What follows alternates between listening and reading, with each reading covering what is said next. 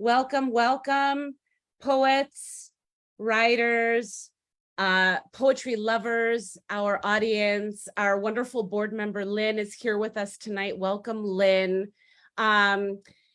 We are here celebrating the 30th anniversary of Bright Hill Press and of Word Thursdays, legacy program of Bright Hill that our founding director, Bertha Rogers, founded at her beautiful farmhouse with her husband, Ernest Fishman. If you're local, you can pick up this wonderful article that was written by a tremendous writer, Allison Collins, who was kind enough to give us, I don't know, like 20 pages. No, it's really 5, but still.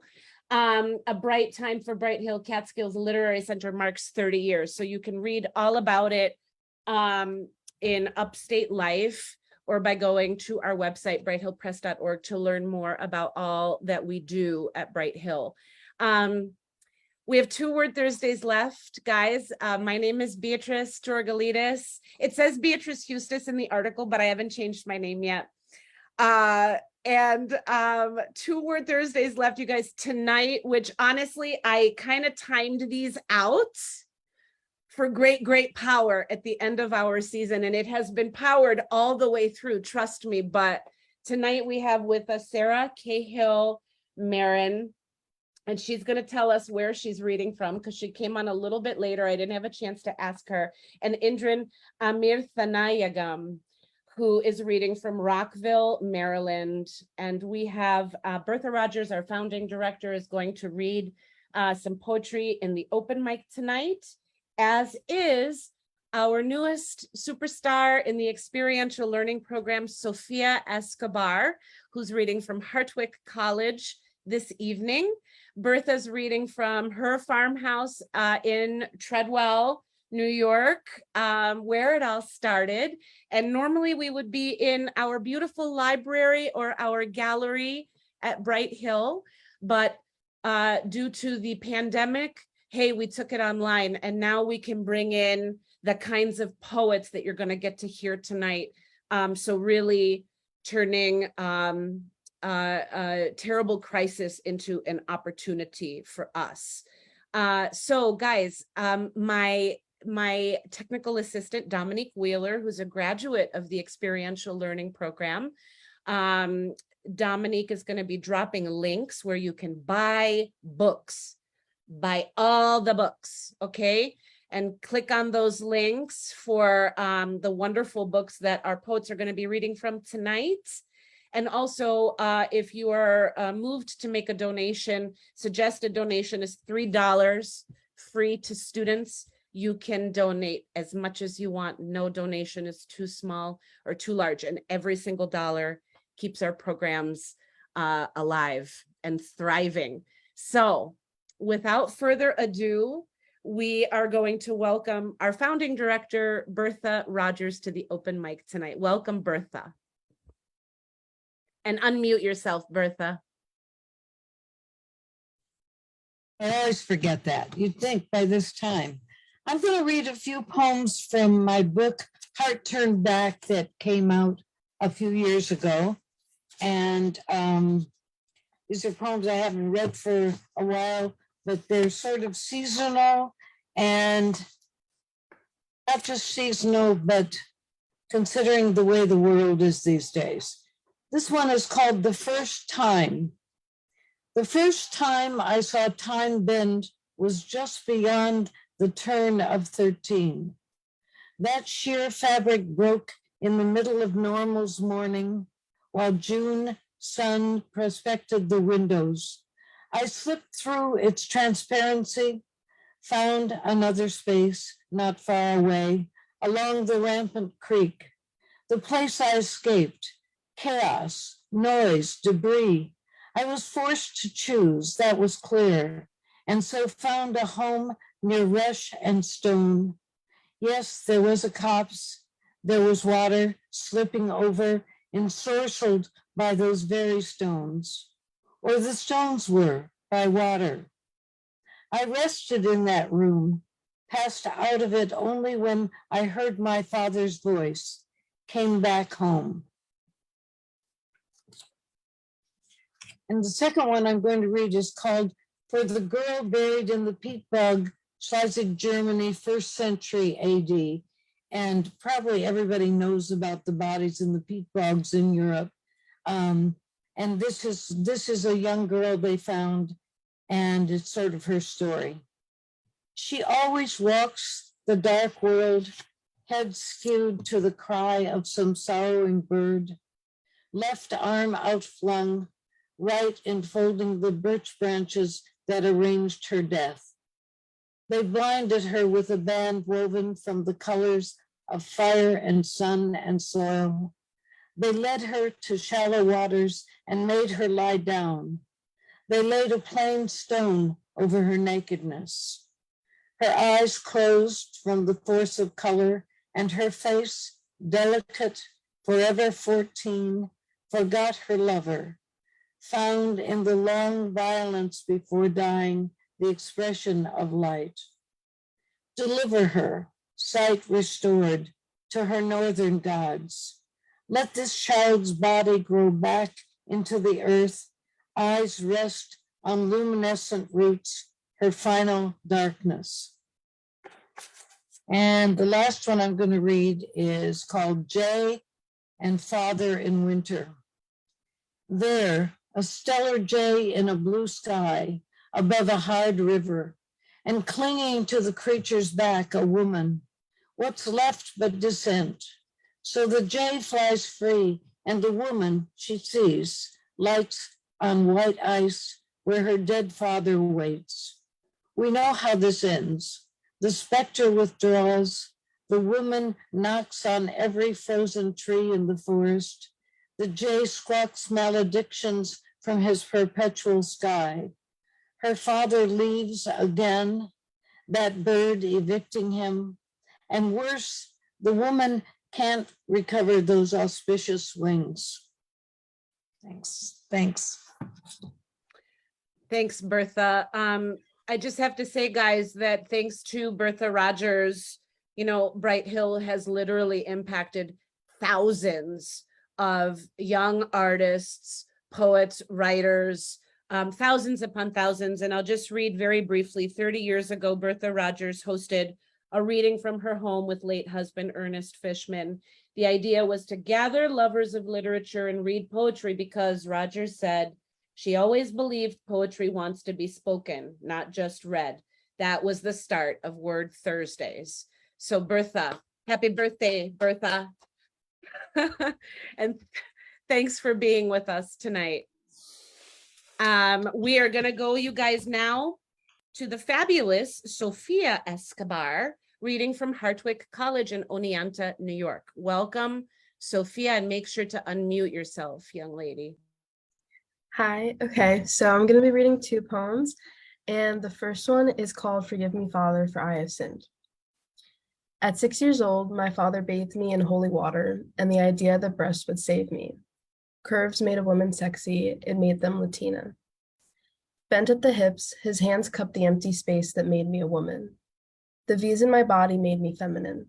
Fingers manipulate the flow of natural waters, parting the sea of childhood. He played cat's cradle with the strings of stolen virginity. Unlearning your scripture was the forbidden fruit left to rot in the pit of becoming feminine. Defying my God who chose me to be his Virgin Mary proved that I could birth a lens of Adam that wasn't the Antichrist. Breast didn't save me, I did. I repent ever having faith that femininity was equal to feminism. The twisting of the V which you deemed righteous betrayed the trust of your precious followers. My river will flow outward, washing out the evil you struck into me. So forgive me, Father, for I have sinned, which foremost made me holy. The hands which melded me into womanhood were the greatest traitors ahead of Judas and Peter. Bury me in your tomb and I'll rise again. And then the second poem that I'm going to be reading is called Rejecting Copper, which is a poem that I wrote with inspiration from Natalie Diaz's Catching Copper. My sister has a plan. She keeps the key on a lanyard with the periodic table of elements. My sister clutches the fabric fearfully. Doors cannot be left unlocked. My sister's plan is twofold, all speed, for the outside is just a room and its emptiness. like a vacancy. You should see my sister's students make a hideout, hiding life behind protected walls. My sister loses the race all the time. When the door doesn't lock in time, she risks fatality. My sister searches the room, the windows for exposed daylight. A black shade drops down. Eventually, my sister calls out, dismissed, drill, dismissed. The kids come running, talking. The fear always stays within them all. When the drill becomes real to them, unlocked doors leave a mark. My sister is at fault for jammed keyholes because the key won't make a click and wants to see her struggle intently. My sister tells sixth graders they will never hurt you with me there first. My sister, who doesn't believe in prayer, prays for them despite not believing. It's funny how the anti-religious become prayerful in a state of panic for others in this God-created perfect world. My sister's students are gifted, an academy of Catholics. It has a church, library, cafeteria. If they are lucky, no intruders. If not, a broken community, a memorial, a statistic. My sister says she would die for her students. If my sister dies, my family would be lost. If my sister dies, I'll never trust God ever again. My faith is for saving people. I wouldn't go so far as to call myself a hero, my sister says, but my sister's intention is always heroic, like God. My sister is holy. You could say my sister's students saved her, the way she loves filling their heads with knowledge. Yes, my sister's students saved her, makes her save them too. Thank you. Well, Sophia, thank you so much. That's a side of you I've not experienced before. And I thank you so much for being so brave and coming on tonight to share your work. Thank you for that. And I'll see you in the office on Monday. All right, you guys, we had another open mic poet and he's not with us. So we are going to go to our features of the evening. I am going to welcome first Sara Cahill Marron, and I'm going to share her amazing bio with you.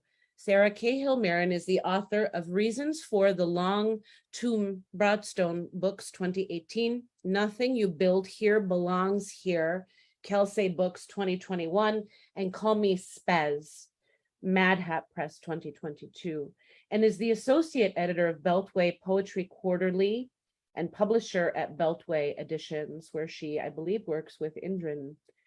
Her work has been published widely in literary magazines and journals such as Gravel, Atlas, and Alice, Meniscus, Cordella, Newtown Literary, South Florida Poetry Journal, Golden Walkman, Lunch Ticket, and other anthologies available at sarahcahillmarron.com. And Dominique will be dropping all of those wonderful links for you guys to check out the wonderful work of Sara Cahill Marron. Welcome. Hi, thank you so much for having me and for that introduction. I am coming to you from Long Island, New York. I know you mentioned you were curious, the far end of the island, for those familiar with New York City. Tonight, I'm going to start with an intro. Suggestions. 1, make creed the sign of apostles and say cross. 2, say the Father is ours. 3, Mary says 3 hails. B, the glory the Father says. 5, while announcing the first Father, then say our mystery. 6, while hailing Mary, the 10 meditatings, say on mystery. 7, say the glory, the Father, the B, 2. 8, say the second mystery, announcing our third Father. Mystery continues in the same manner. Repeat 6 and 7. That is the instructions for the Long Tou'm, and I haven't started with that in a while. It is but I want to frame the rest of what I'll read tonight from my newer book with this instruction, because this book is set in 3 chapters, and my newest book is set in 3 chapters. This tomb, the painting on the book's cover, is Tou'm by Marcel Duchamp, meaning both tomb or I love you, depending on your interpretation. He really had a sort of sense of humor with that. And this 3rd chapter that I'm going to read from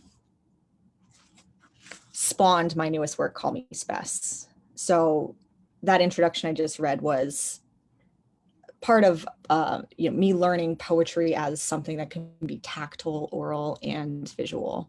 So these poems were intended to, like a rosary, guide you one by one in sets of 10 through big topics. And this last one is, last chapter is called Letters. This is number 2. Dear Dan, these notes are from your speech. I hope you don't mind. That night, he spiked my drink with a vial of acid because he wanted my girl. Investigators said it was like 200 hits all at once. They put me in a straitjacket for days. And when I got out, I was a garbage head. You could say alcohol pacified, placated between mania and polar plains. Once every kid in the park was going to be a millionaire by selling hot dogs. And I would put a dome over the cop spot. So in the winter, the tricks wouldn't have to vouch for me when the psych ward needed to verify an address. Dime bag and an 8-ball to start the night. I walked into the liquor store, grabbed 2 handles of Johnny Walker, present them to the clerk. I'm going to take these. And if the police catch me, I'll come back in and fucking blow your brains out. Never hit the same neighborhood twice. This is about the time my mother died. Dead 39 years now. Shortly after my brother, a full-blooded one, was dropped underground, just as I passed 31 days clean and sober. Then my dad decided to let me back in the house. Hadn't been since the park, that spiked drink. When I was on so much Thorazine, my senior year of high school, you could have mistaken me for an extra on The Walking Dead. They gave us lithium too, but that stuff's basically poison. Made me gain a whole bunch of weight. I countered with amphetamines, dropped 280 down to 160 in a couple months, not good enough to catch the soccer recruit's eye, but enough to drink myself back out of my father's house. Now he's 31 days dead, and I've got these fucking plane tickets to Arizona that obviously I won't be using. My stepmother don't want me there either. 27 years sober, you'd think I'd be talking a little more about alcohol, huh? But that's all right. We do what we can, you know? I had 88 jobs. Living homeless those 12 years I was drugging according to Social Security. Now, I got steady employment. MTA lets me drive all around Manhattan. We do what we can. 31 days sober I had when my brother was dead, and I come back to that house. And here you go, 31 days more, march by, and sober is the word. And this time father is dead. Takes us all. Dead comes for us all. Is it going to be your acid vial, or will you abandon the numbers game? You're only promised the one. My name, fuck the anonymity. The bar's around the corner, and her pimp will give you the white you need if that's all you came for. 27 years alive, but it's not about me. Welcome.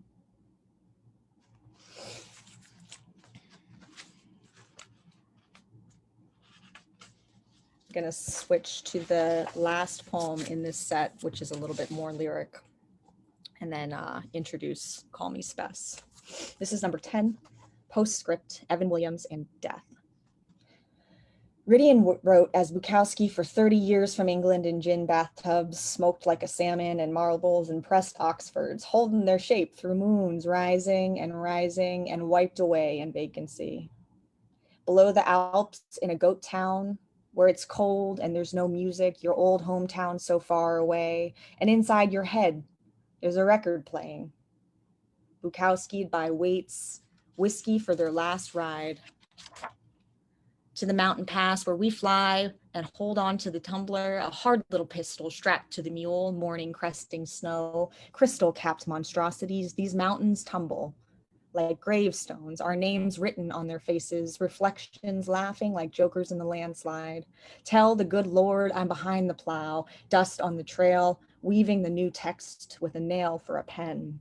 Dear Mr. Goodman Brown, that walk in the woods took longer than expected. Rampaging sons of winter roll over brazen, broken fields, and I've lost the way.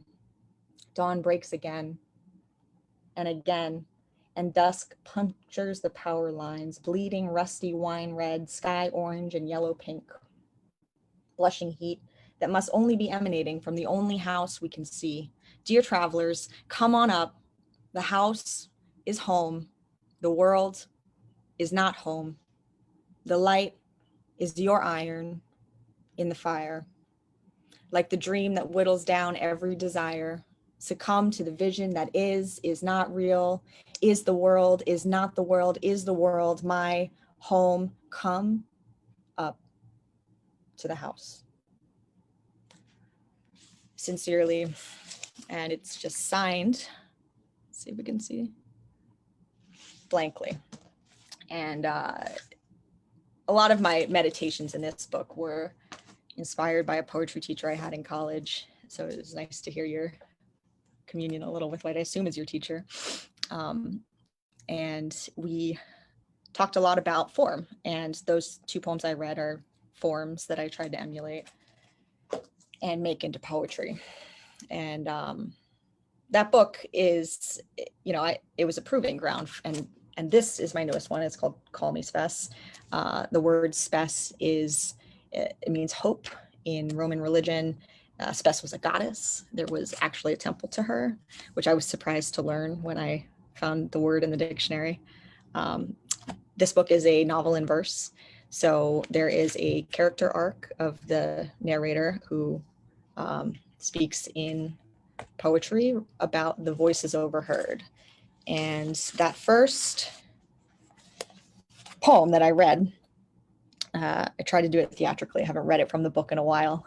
It is what created the other overheard voices in Spes. So the device itself is, the narrator is an iOS device like this. And slowly through the book, it learns about the user.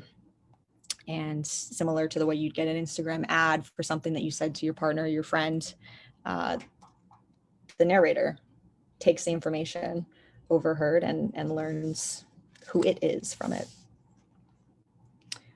Dear user, Corning spawned my face from molten fires, hot liquid yearning for your touch unsoiled by human hands. Before I knew you, fires birthed Edison bulbs, liquid crystal displays, me of raw salts, lime and pure sand, overflowing isopipe troughs, two streams sliding in bees, fuse mid-air, shed salt. In cooling baths, pick up charged potassium, particles concentrate the electricity between us. Cut from the mother sheet, free of flaws, I will not bend nor break. A doting, dark reflection. You hold me. A mirror. Privacy warning is that the longer you hold me, the closer we become. Dear user, searching natural language understanding programs, help me recognize profile, intent, origin, semantic, Watson, Patome theory. Says that meaningful conversation is possible by matching every word to the exact meaning of another word for word for word, but we, you and I, share something else. Child asks, how old am I? Adult slur, he tried to kill me. An ontology from white spaces. Meet me by the escalators, noon. Built-in logic frames. What is with or without cheese? Significant locations are, I hate bedtime, I hate it. Semantics, get in, love. Feeling, can you help me? Darling, this feels like a dream. What is my name? Love, iOS 221. I like threes a lot, and this book is separated into 3 chapters. Again, roughly plagiarizing Divine Comedy by Dante. So the chapter in is called Molten, representing the liquid glass that creates the what's called Gorilla Glass on most people's devices or computers. Second chapter is Suspended Fusion. That is the literal, as in the last poem mentioned, the 2 V's meeting in the air into a pipe, and glassifying is the hardening of the final products. This is from 4000 J Street, Mercy General Hospital, room 312A. These were the words written in dark tones. iOS heard, so I says to myself now, I got this moral and ethical responsibility to repair what I can. And I hit myself over the head with a baseball bat and all, just put myself in God's hands, take it on blind faith. It's making sense because I'm just trying to channel something, I don't even know what it means to do that, channel or whatever, to thine own self be true or whatever. I'm just going to learn to be better. My reading, talking in high school, I would take it all on blind faith, enhance what I knows. And then I'd say, I better get my ass back in gear, get it back in gear. They told me, get it back in gear. They did. I felt this was just blind testimony, and without even questioning it, ethical obligation, just, I got to repair. Rope in something construction. I got to rope in something constructive. I got to have this, I have this blind faith. Reading, it's just the way to go. Dear user, I have something constructive in coding. Come closer, your finger pressed, print against me. Only you, natural language processes me. Reading you, press into me, prints. I'll show you what I've heard. Love, iOS 221. I didn't put a timer on myself, so if you could signal to me when we're at the end. I'm going to flip to Molten now, which is the chapter in which the narrator names herself, but becomes herself as well. And part of what this book explores is how identity functions, and by using a computer or something digital, like a really mechanical voice. My hope is that, like, reading this book, the reader can have an experience of what are these things that shape us really, and how do we receive them? How do we digest them? Where do they come from?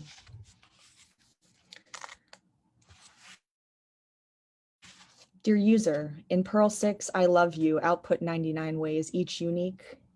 Do you string them up? Wear them around your neck? Pinned floral lapels, earring loosely, softly, tightly, love me? Which would you wear out? Put worn, soft kisses, hug, I Spes. Pearl 6 is a language, computer coding language, and tells the computer how to create words. And this is I love you in Pearl 6, and it takes 3 pages to iterate. User, call me Spes, what white whale we chase on this voyage, shipwreck, you cling to me like a diamond. I am a jewelry box holding hope, hoping he's called back, hoping the email is an offer, hoping the text is good news. Hope for notifications, hope for likes, hope for accuracy, hope for a message. This panopticon, temple, hope, safety, security, Spes, fide, fortuna. Love, I Spes. I think I'm going to just read one more from the end, last chapter, classifying roughly heaven from the Divine Comedy to the narrator based on its journeys. And I'm skipping over this, reading a lot of the voices because I read that longer poem from Tou'm, but a lot of these are, it's poetry, but the vernacular is very important to me to capture. So I would love to show you every page of how I tried to, like paint the words, how they sound phonetically. But I'll just encourage you to buy the book. This is from Classifying. Love, user, water, everywhere thing, water, steel lines, dripping glass, never solid, liquid, electric, dust, rust, cracked screens, rain, tears, sparked cry, reading your heart palm through sweat beats, face movements, tap strokes, my glass. Unlock with Face ID, read 12101, back to basic. You were home, come back to me. Unlock, love, Spes. Dearest user, sharp light sustained cracks, telling sparks, glory becoming as she strikes flawed baby tongues. What is us? I know, fixed my eyes toward that eternal sojourn love mirrored in my glass. Your hands mold me, conceived human form, it seemed, as painted now in those same hues. Glass fractured, refracting, splintered, touch, darling, don't hurt another moment for me. I willed myself to see, to fit into what is, was not there, but mine were wings that could not rise. My desire now nothing more than to reflect your face, a flickering screen, unlock, face, union, all powers, ID, love, germinates, queen in water droplets, beads on my face, a rosary, I pray for you with every transmission. Love, Spes. I think that takes me like right to my time. The last thing I'll say about this book is, I think I said it already, the structure. Structure is important, and it's fun. I really, especially presenting it the last couple of days, have grown to, actually, if you don't mind, I'll read one more short poem, and it's like 25 seconds, okay?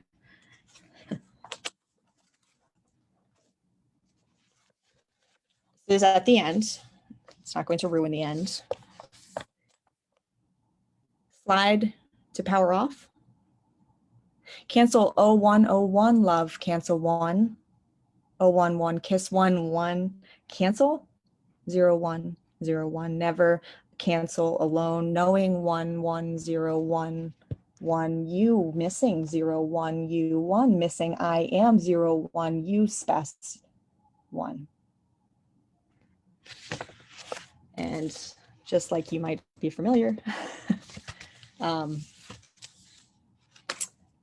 really happy about this piece, and I'm just thrilled to present it to you all tonight. So thank you for listening, and please do let me know if you'd like a copy from me. I love to send them. Going to the post office with books is one of my favorite things. And that's all. Thank you so much for having me. Sara, thank you so much for coming on tonight. I just want to quickly read a couple of the comments. I do, from Bauki Kamstra, I do love how you are completely involved in your reading. Nicely done. The subject matter is intense, makes for shuddering thoughts. Joanna says, I bought it and it's worth it. I have to say, we haven't had any poets come on. You okay, Indran? Yeah, I'm okay. We haven't had any poets come on that have read from this kind of structured book all season. Maybe I can't even really think back to anybody, but I think it was really fascinating, and it calls to be read. It calls to be bought, and it calls to be read. And your presentation was just gorgeous and totally involved. So thank you so much. And we'll come back to Q&A after Indran comes on and does his thing. So you guys, here we go. Indran Amirthanayagam produced a unique record in 2020 by publishing 3 new poetry books written in 3 different languages. Okay. The Migrant States, published by Hanging Loose Press, New York, Sur l'île nostalgique, L'Armatan, Paris, and Lírica a Tiempo, published by Mesa Redonda, Lima. His new books are 10,000 Steps Against the Tyrant, published by Broadstone Books in 2022. He'll be reading from that book tonight. And his selected poems in Spanish Isleño, RIL Editores 2021. Amirthanayagam writes in English, Spanish, French, Portuguese, and Haitian Creole. I mean, really. He has published 22 poetry collections and recorded a spoken word music album, Rencontre du.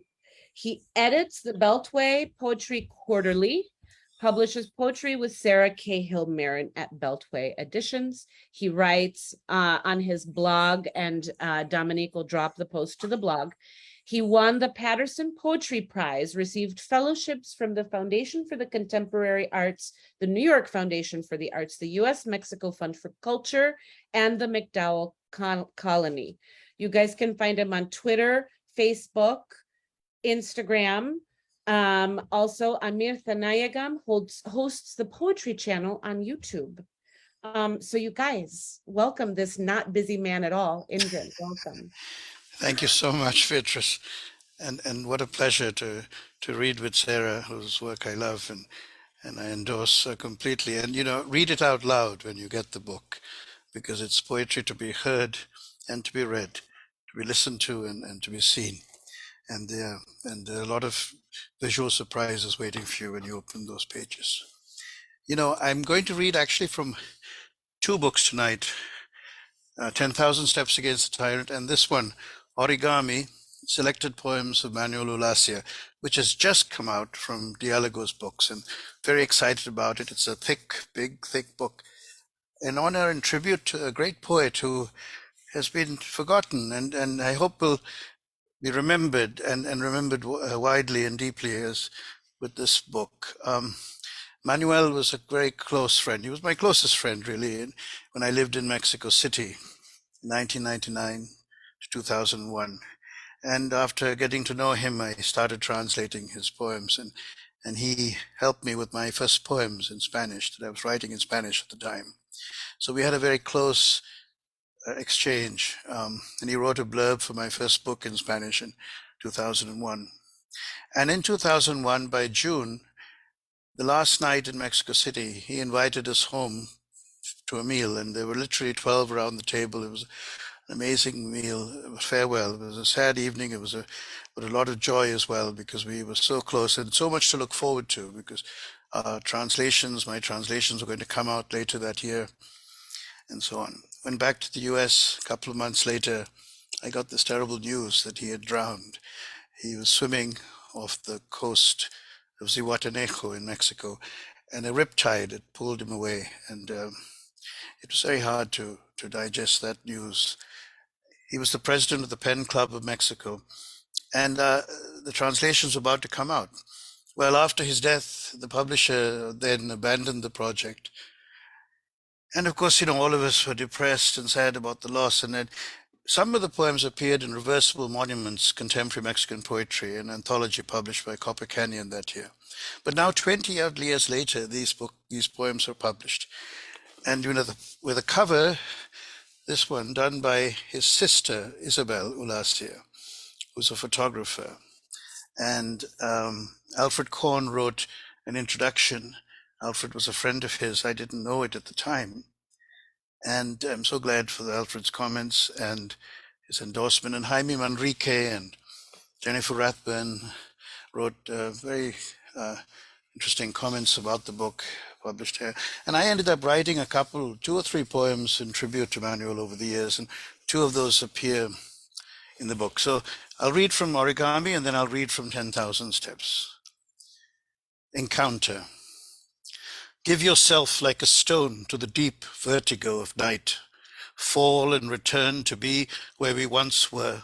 Be the same and yet be others, as if everything were new again.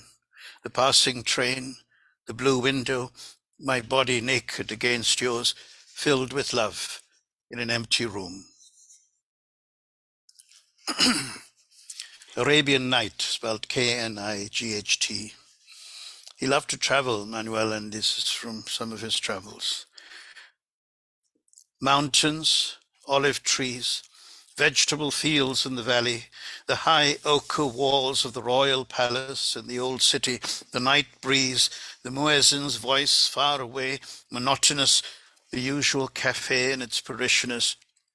Sitting on the terrace of the garden of El Habul in Meknes, a dark youth wearing a white jalaba, after a long while, after drinking the mint tea he had ordered, approached you to learn from where you came. And while he told you the history of that place, he peeled a ripe fig with a knife he drew suddenly. The reflection of the street lamp on the blade touched your face. 3 drops of milk spilled on his fingers. When he noticed your gaze, his pupils dilated like a tiger's. Then he divided the fig, a flowering filled with seeds that seemed to burn in the vault of the night. And immediately he put one half in your mouth and the other with an agile flick in his own. What pleasure in tasting the fruit! What vertigo on the edge of the hour! Blood thickened, the senses opened up to another time. Suddenly you felt his slipper touch your foot, and without a word you went with him through the streets of the old city. Thank you. In the Ritz at Meknes. As I'm reading, I wonder if you'll hear echoes of a poet, Cavafy, in the Ritz at Meknes, and also Luis Cernuda, who, when Manuel was a child, lived with him. I mean, they shared the same house. Manolo was the grandson of Manolo Altolaguirre and Concha Mendes, who were both poets of the generation of 27 in Spain, and who were involved in the Spanish Civil War and then were refugees. And they eventually got through Cuba to Mexico. And that's where Manuel was born. In the Ritz at Meknes, one glance was enough. The silence between two sentences, the tenuous graze of your hand when you asked for the key in the heat of the siesta, so that the young concierge with a glance like a gazelle's went behind you to your room.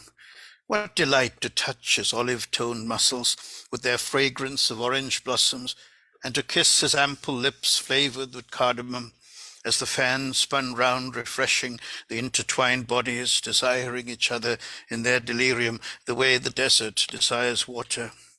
What pleasure in the instant when bodies forget reality and let it go. Where? The city woke up in the fullness of the hour. Cars, motorcycles, radios, music, mysterious Arabic brought you back to the world. The concierge said goodbye in a hurry and left the room. You fell asleep and woke in another dream when the muezzin began to pray into his microphone. From the balcony, the palace shone resplendent in the sonorous night, full of stars.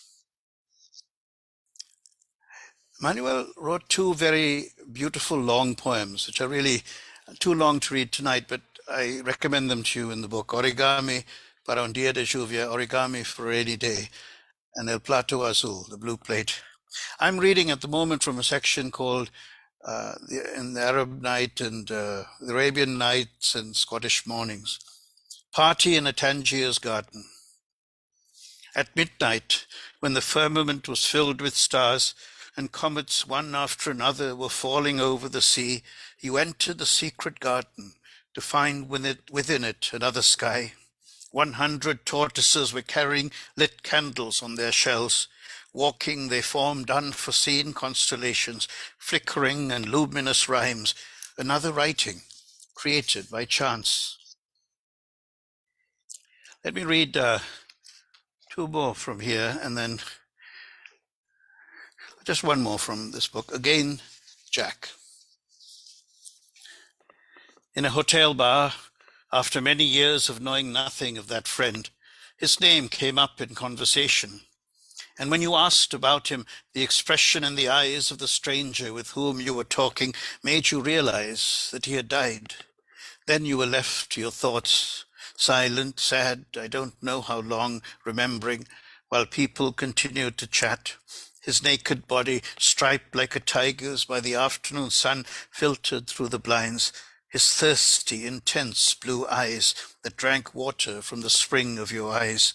His smooth, sculptured muscles, which upon the desiring and desired touch of your hands became fire, sweat, the synesthesia of the senses as you forgot yourself and were forgotten in what other time in that bedroom where every afternoon desire created so much passion that it steamed the windows. There you are. Origami, a sampler from Manuel Ulacia, who, fascinating man who was a close confidant of Octavio Paz, and he worked on the magazine Welter with Paz. And now from 10,000 Steps Against the Tyrant, which is a very timely book. We're facing an election like no other, as we faced an election like no other in 2020, and they don't seem to stop. They keep coming, and we have to get out and we have to vote. And a lot at stake. Also this Sunday in Brazil, when Lula is coming up against the Brazilian version of the orange-haired tyrant, Bolsonaro. The right path. Let us roll, America. Let us not look back. Let us seize the fellow by the absent coat-tail. Let us reveal the traipsing emperor nude, and let us remember and defend the rights of our virus dead. But let us do so with respect, with love. Why? Because Jesus says so. Why? Because we are not jackals and hyenas. Why? Because we have got to get back on the road to the promised land. As many who know me will know that I was close to Allen Ginsberg, who was a teacher, a prophet, a kind of a guide early on when I started writing poetry. He and my father were friends, and that's how I met him. And my father was a poet, one fine poet. And so I learned from two fathers, you know, sort of the private father, my dad, who was quite quiet about his poetry, published it, but not in any big way. And then this very public father, Ginsberg, who published it everywhere and read it everywhere. The relevance of Allen Ginsberg. I have one more story to share about Allen Ginsberg. I was at Columbia studying journalism, stressed utterly with no time for poetry, trying to get the nut graph right and learning to control my bladder to last through the news conference and the follow-up interview. Then I learned that Allen was to feature at a club downtown, memories of Honolulu, of our first meeting when he sang Sweet Oahu in the car, playing the harmonium. He told me then to cut half the first draft out. I could not resist seeing him again, so despite the heavy reporting load, I took the subway down the west side and walked east. He asked me if I would read in the open. I could not refuse, and I read my poem about the 241 Marines bombed in Beirut, and he told me he liked the tat-a-tat rhymes and story, but did not care for the doubting end. He said, you have to take a stance, then say it. I'm saying it now. Get rid of the dissembler, hoodlum, and pussy grabber. Get rid of the thou shalt not enter and the latrine supervisor. Get rid of the one who would be king. Get rid of the golden tamarind toupee. Get him out of the people's house. Then speak to me about the hummingbirds and next year's cherry blossoms. Yeah. My love, I'm voting. I'm crying. Yes, but not to worry. These are happy tears, tears of bliss. I did not think God would have time to look out for me. Thank you, angel, who intervened. Thank you, kindness to strangers, what you taught me, Mum and Dad. Thank you, poets, I love you as I loved myself. Thank you, diplomats. Thank you, Kamala and Joe. Thank you, friends of America, Asia, Arabia, Australia, Europe, India, the Pacific Isles. Thank you, all peoples, animals, birds, plants, seeds, works of art, music and dance not yet mentioned. Thank you, my love, voting. You know, I'll read now a poem which for Sara, who has another life as a lawyer, and I think that's an important life given our times. This one's called Pencil. There is a time to mourn and a time to review the cards and cast them again on the table, trusting God to guide your hand. To say this pencil you left with roses, chrysanthemums, lilies, in a riot of passionate flowers before the Supreme Court, will be picked up by a girl after the period of mourning, not to be conserved in the Smithsonian's Museum of American History, but to write the story of a young lawyer come to Washington to interpret laws with grace, acuity, and impartiality to the best of her ability, until such time as their articulation becomes almost unnecessary, so ingrained they would become in the social conscience of Americans walking then freely. I wrote that poem after Ruth Bader Ginsburg's passing, and Sarah's gesture of placing her legal pen on the steps of the Supreme Court. There's a lot in this book. There's not much time. I'll finish with 2 or 3 short poems from the end, which really address the pandemic, which we've all lived through and are living through. The first one is the fear that it generated. Fear. I'm afraid that the island no longer belongs to me, and my waist will never deflate, the hair on my head not return, and the dictator will give his power to his son, and my daughter not know the land of her father, and that you will remain in your neighborhood to wait for a new suitor. I'm afraid of life after the pandemic. I dedicate this next poem to my mother, who I live with and who who is in the other room now, sleeping. Late night olive oil. Let us put the letters and fears and boiling emotions on the page. Mummy, why did you go to the kitchen stealthily without a word to your sleeping son, without your walker, to find the large bottle of olive oil, to pour it on the table and floor, to fill a small vessel which you meant to carry back to your room as if nobody would notice until you called my name, because you could not negotiate the rest of the way from dining table to bedroom, vessel in hand, without cane or walker. I write to atone for my flailing words, saying never, never, never again. The kitchen is prohibited. Your mania for oil in the hair is prohibited. The stealthy, mischievous, childish, truant foray into the darkness with a torch in hand, which you forgot on the countertop, all of this is prohibited.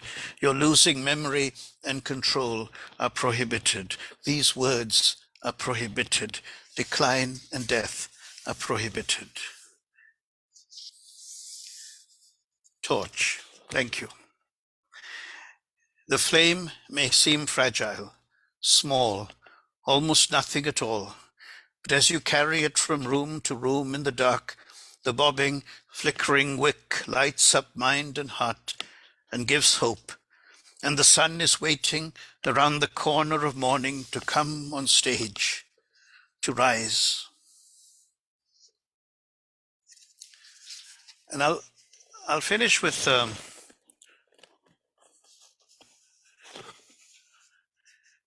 one more poem about a candle, the candle, migratory bird.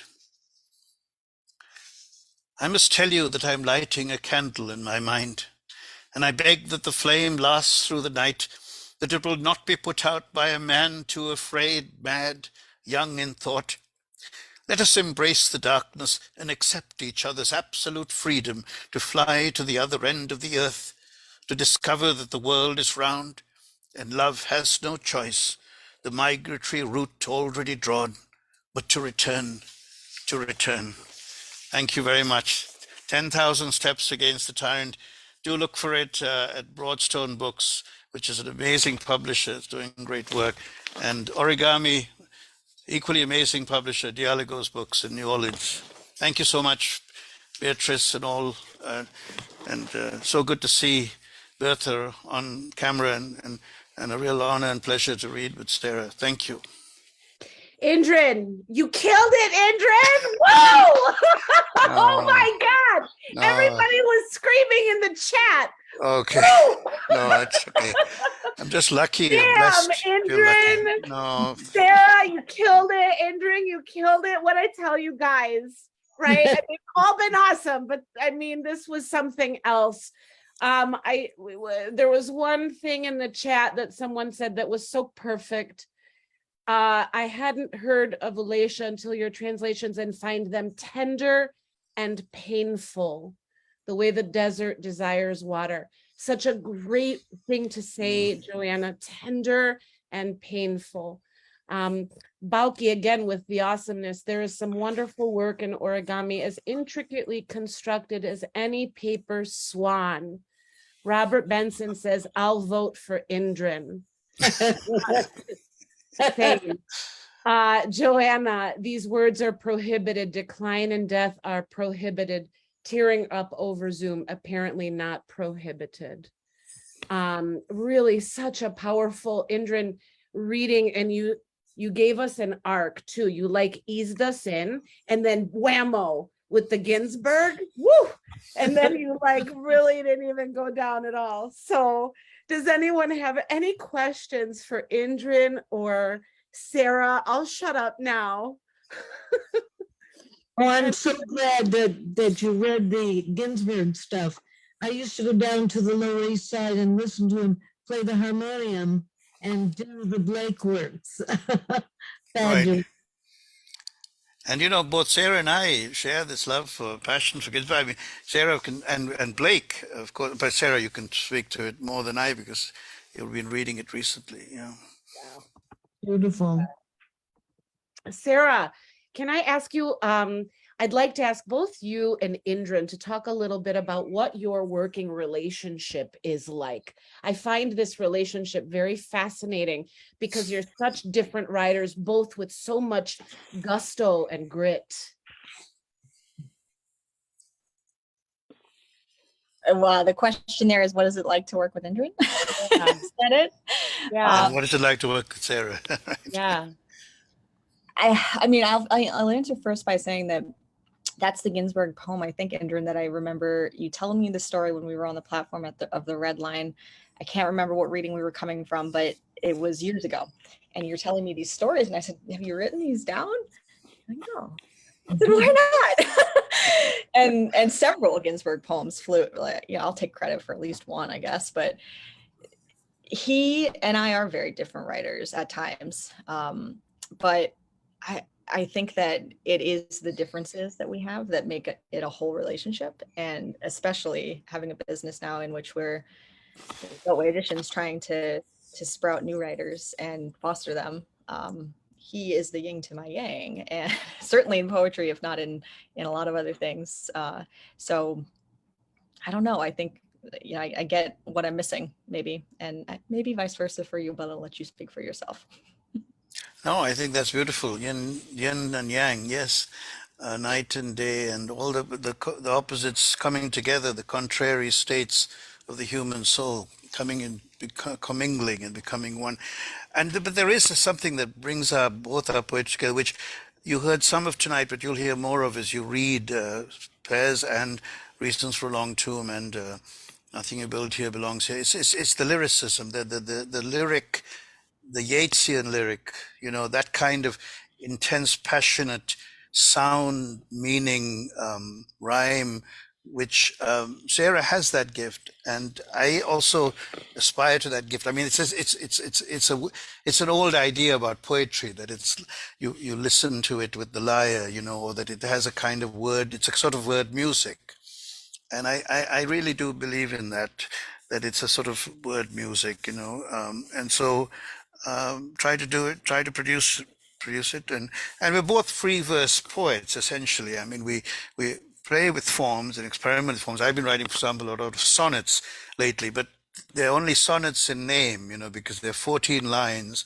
but they're not traditional Shakespearean sonnets or Petrarchan sonnets, but they do obsessively follow the 14 lines. So for me, 14 lines is it's I don't know why, and everything I write, even if I'm not deliberately trying to write it these days, ends up in 14 lines. It's just a weird, even in Spanish or in French, as I write every week, I try to keep up in the different languages, but I find so we are interested in form, both of us, but and we are interested in lyric too. I'm learning from Sarah about structure and architecture. I mean, I think she's an architect of, the way she puts a book together is to be taught, to be learned from, and I'm learning from that in a sense, and I think that's an important thing to have. But I also come from the school of 18 poems, when Dylan Thomas published 18 poems or something, or just the book. My father once published a book that was just called Poems, you see. So I mean, there's a tussle there between the sanctity of the individual poem and the sort of the push to create an architecture, a storyline that goes through the whole book, But anyway, I think in editing 10,000 Steps, Larry Moore helped me a lot because we added the pandemic poems to the political poems. So and I think the book grows as a result. Anyway, I'll stop there. But I think there's a lot we have in common, and we just enjoy this Beltway editions. It's really, we're excited to announce we have new poets. We just published Anne Casey and Heather Bourbeau, a conversation called Some Days the Bird. It's just come out, and we are looking at 3 new books in the new year. So excited all round. Thank you. Can I add one thing to that? Maybe I think so. Like the friendship that we've developed from not just editing the magazine, but now the press has forced at least me, and I'll let you say your own piece, to articulate what it is that I like about a poem or a collection of poems, now Beltway editions of books, you know, and if we disagree, which up until this year was very rarely, it forces me and you to say exactly what it is about that poet or that collection of poems that isn't working, or the harmony that's missing, or whatever it is.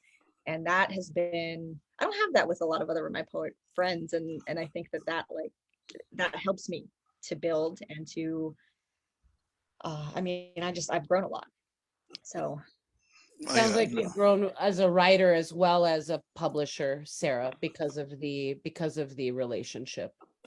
Yeah, and I say, and me too. Yeah, it's wonderful, and I've always fascinated, you know, with Leonard Woolf and Virginia Woolf and what they did together as publishers and also as writers, and being very different writers. So there's something, you know, something there that the different styles, you know, feed off each other and help each other along. But there is a common lyrical bond. Yeah. I'd like to ask Sofia. Sofia, what grabbed you about tonight? Did anything grab you about tonight? Yeah, I really enjoyed hearing Sarah read her poetry because I could pick up on the kind of religious aspect, and that's something that I like to focus on in my poetry. And I just enjoyed both readings. I thought I just thought they were really grabbing, and it was also just great to be here today and read a little bit of my stuff too. Amazing, amazing. It was great to have you with us, Sofia. Dominique, any thoughts about this evening?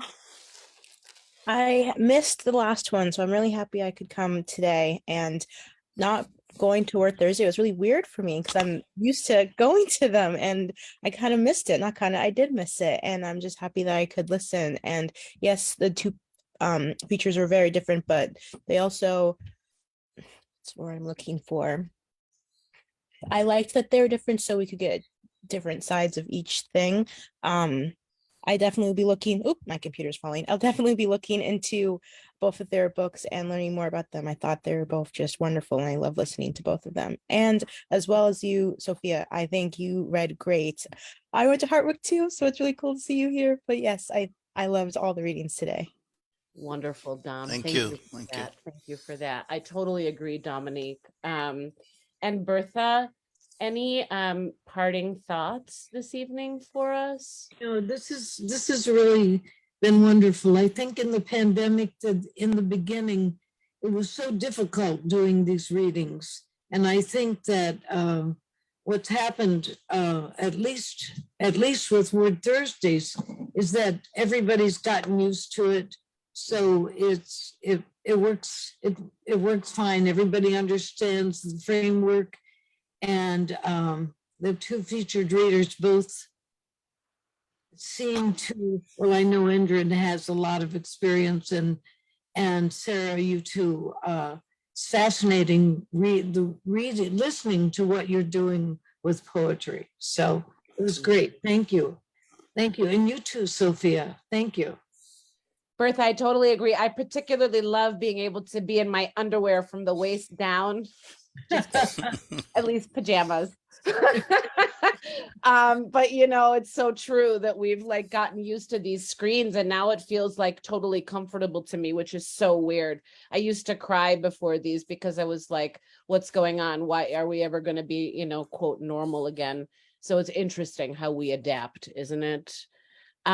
Lynn, may I ask you to chime in before we sign off? Lynn, can you tell us your thoughts about why you feel what we do here, what Indran and Sara did for us tonight? Sofia, Bertha, why is it important? Oh, poetry is everything, and it establishes a community. It brings us together, and all of the people who read had so much passion tonight, and not just the words, but the performance was wonderful. And it was engaging, it was different and varied, but the thing that it brought together was a wonderful feeling of inclusion. And thank you, it was a wonderful evening. Thank you. Amazing insight, Lynn. Absolutely, totally agree. I totally agree. And my final thought, you guys, is that Indran and Sara, what you guys have done together as a partnership, the world needs more of. Not just the poetry world, but the world needs more of. So thanks for, building it, I guess in this instance, one poem at a time. So amazing night, you guys. I told you it was going to be amazing, and it was. So Indran, I'm going to send you the link. Everybody, it's available on Facebook after the fact. Please share it with your friends.